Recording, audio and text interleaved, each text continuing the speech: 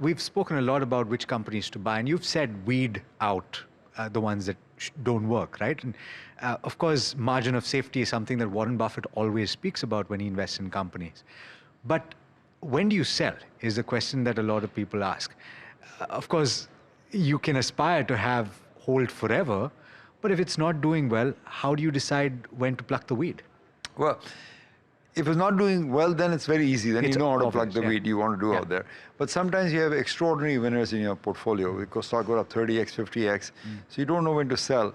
And there are very, very few businesses that you can hold through the business cycle. I think Munger was one person, Phil Fisher was one person who understood that they could hold the stock they bought. For example, Munger talked about a stock called Maotai, which is one of the Chinese famous liquor maker from China. And he's often told it was founded by Li Liu. And he said, we're going to hold the stock forever because, liquor is never going to go out of fashion and Maotai is going to be the most iconic brand out there. So they kind of find these businesses that they want to hold forever.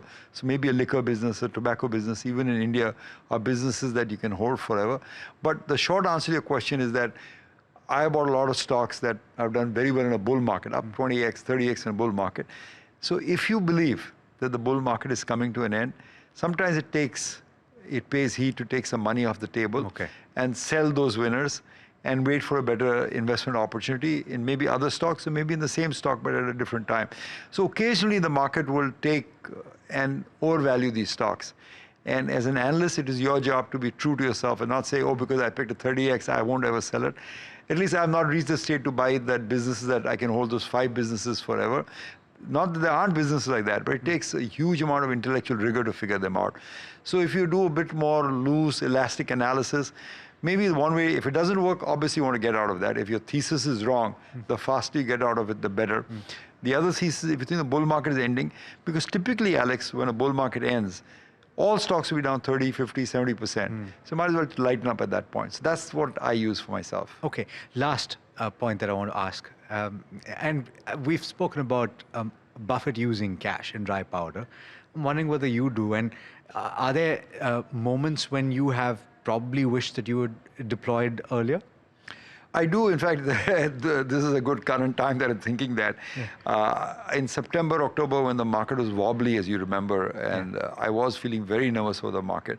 So we took some cash out from the table and created a cash reserve for ourselves, which held us well through the correction in October, through the trade wars, through this Indo-Pak conflict. It has held me well out there. But generally speaking, I like to be well invested. I like to be, to use the word fully invested.